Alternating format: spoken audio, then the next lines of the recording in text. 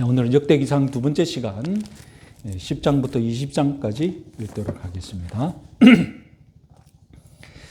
자, 역대기의 사단락, 역대상 1장부터 9장까지는 아담에서 사울까지, 10장까지 사울까지고요. 11장부터 29장까지는 다윗과 성전 건축 준비 과정을 담고 있습니다. 그리고 역대하 1장부터 9장까지는 솔로몬의 성전 건축을 다루고 있고, 역대하 10장부터 36장은 그 이후 모든 유다 왕들을 다루고 있습니다.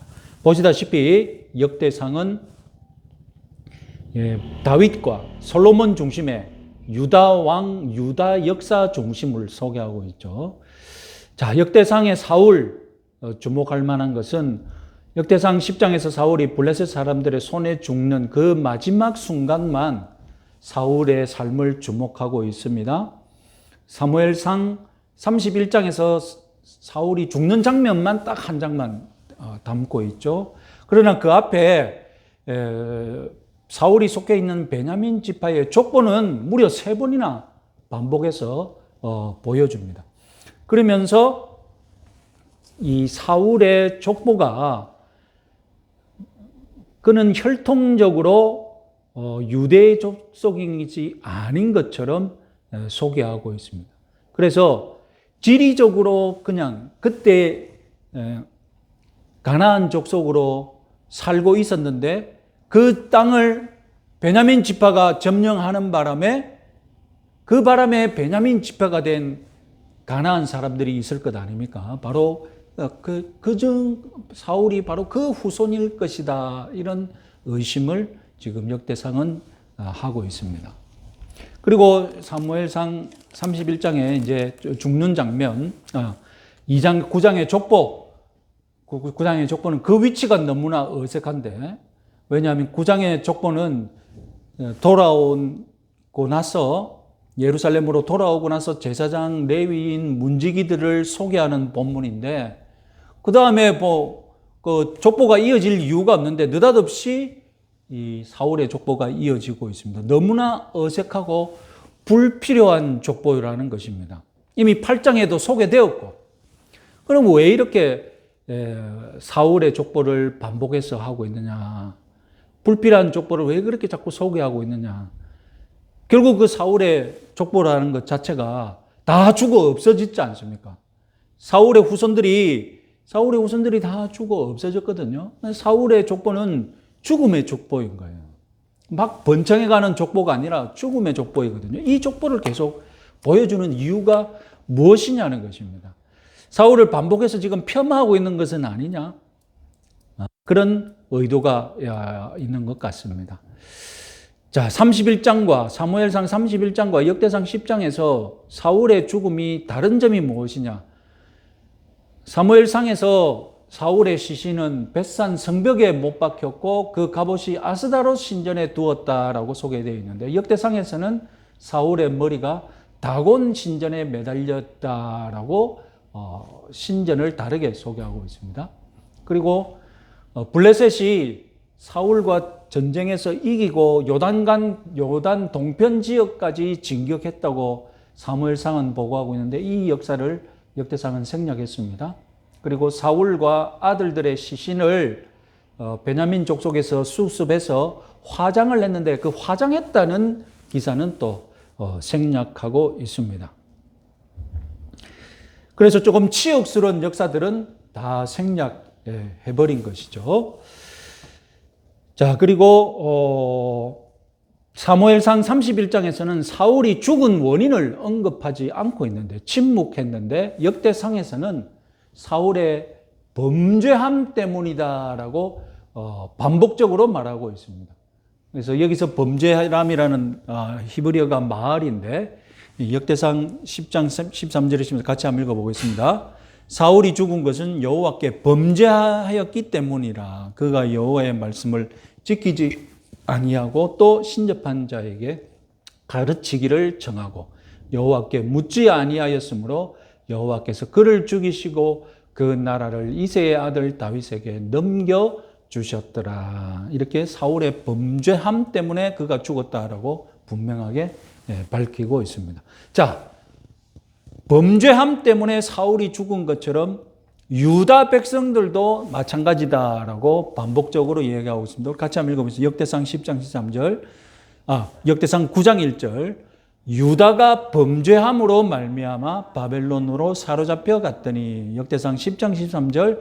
사울이 죽은 것은 여호와께 범죄하였기 때문이라. 역대상 36장 마지막 절이죠. 36장 11절 14절.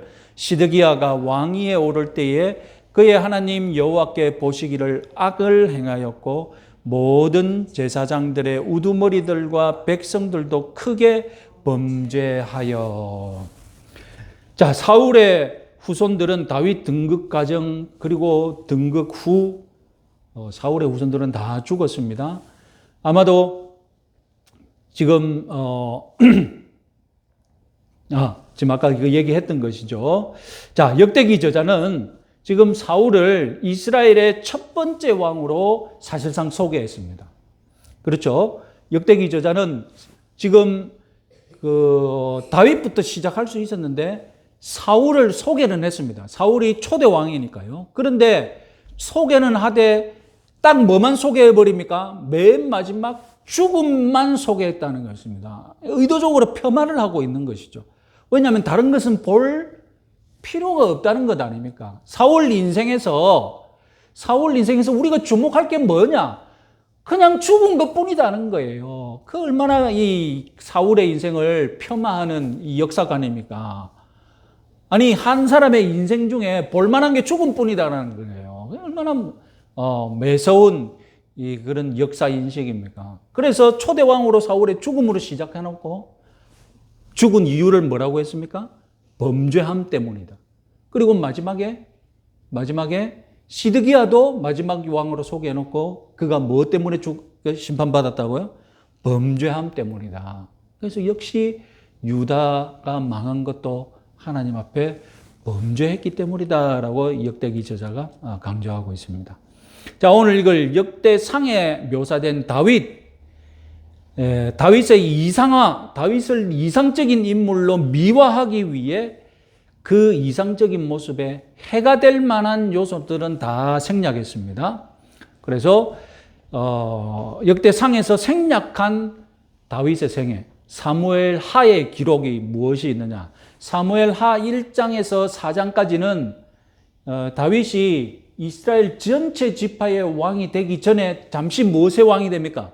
유다 지파의 왕이 되는 시간이 있지 않습니까? 이 사건들을 다 통째로 생략합니다. 그래서 사울의 죽음 후에 있었던 일화들, 헤브론에서 유다 지파의 왕이 된 사실, 사울의 집과 다윗의 집이 다툰 사실, 그리고 군대장 아브넬과 타협한 사실, 그리고 아브넬과 이스보셋을 죽인 사실, 모든 것을 다 생략하고 사울이 죽자마자 다윗이 통일왕국의 대왕으로 민족적인 지지를 받고 등극한 것처럼 그 생각을 다 생략해 버렸으니까 시간상으로 바로 등극한 것처럼 절대적인 지지하에 이렇게 역사를 기록했다는 것입니다. 그리고 사무엘하 6장에 예루살렘으로 돌아오는 법궤 때문에 자기 아내와 다툰 장면, 보기 안 좋잖아요. 남자가 여자하고 다투면 안 되니까 딱 생략해 버리고.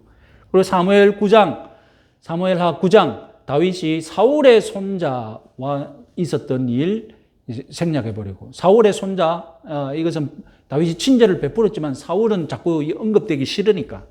그리고 결정적인 건 무엇을 꼭 생각해야 되겠습니까? 사울의 삶에서 생략해야 된다면 다름 아니라 사무엘하 11장 12장에 있었던 밧세바를 간음한 사건 생략해 버립니다. 그리고 사무엘하 13장에서 21장 다윗의 삶에서 가장 어려웠던 시절, 아들들이 어떻게 합니까? 아들이 자기를 왕에서 쫓아내고 쿠데타를 일으켰던 그 이야기, 그리고 그 이후에도 또 다른 쿠데타가 일어난 것 다 생략해 버립니다. 그리고 마지막으로 사무엘하 22장, 23장 다윗의 죽음 가운데서도 그의 유언이라든가 이런 것들 다 생략해 버립니다. 솔로몬과 상관없는 것들은 죽음 이후에 다 생략해 버립니다. 자, 사무엘하에 없고 역대상에서 추가된 기록이 있는데 무엇이 추가되었느냐? 역대상 10장에서 여호와께서 사울을 죽게 만드시고 왕국을 다윗에게 넘겨주신다는 이 확실한 하나님의 말씀을 그 기록을 해놓았습니다. 그리고 역대상 15장에 법궤가 율법에 따라서 들어올 때에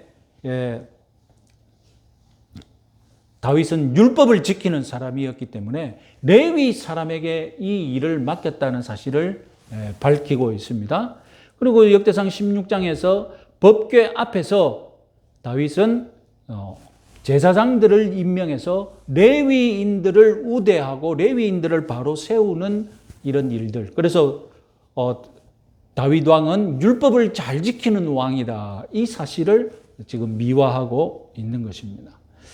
그리고 동일한 사건이 서로 다른 자리에 배치되는 일이 있었는데 다윗이 블레셋과 싸운 이야기, 그리고 그와 다윗을 돕는 용사들의 명단, 이것이 사무엘하에서는 마지막 23장에 있습니다. 그리고 23장 맨 마지막에 등장하는 사람이 누구라고 전에 말씀드렸습니까? 다윗을 돕는 용사들의 명단 맨 마지막에 딱 등장한 사람이 누구였습니까? 우리아였거든요.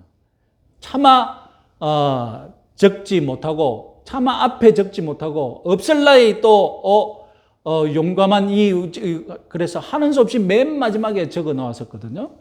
그런데 역대상은 다윗 이야기 첫 번째 명단에 이 다윗을 돕는 명단을 쫙 밝혀놓고 있습니다. 그리고 아무 일도 없었다는 듯이 우리아를 중간에 기입했습니다. 왜 과감하게 중간에 넣을 수 있습니까? 밧세바 사건을 기록 안 해놨거든요. 밧세바 사건이 빠지니까 우리아가 가운데 들어와서 자기 자리를 찾게 된 거죠. 밧세바 사건이 있으면 우리아는 어떻게 되어버립니까? 맨 뒤로 가야 되는데, 이런 것이 되겠습니다.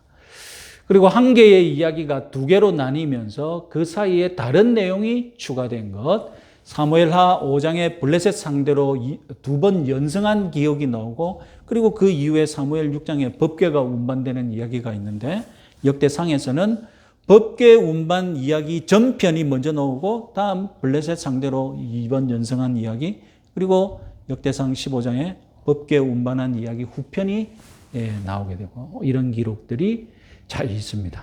자, 오늘 우리 같이 한번 19장, 11장부터 20장까지 읽어보도록 하겠습니다.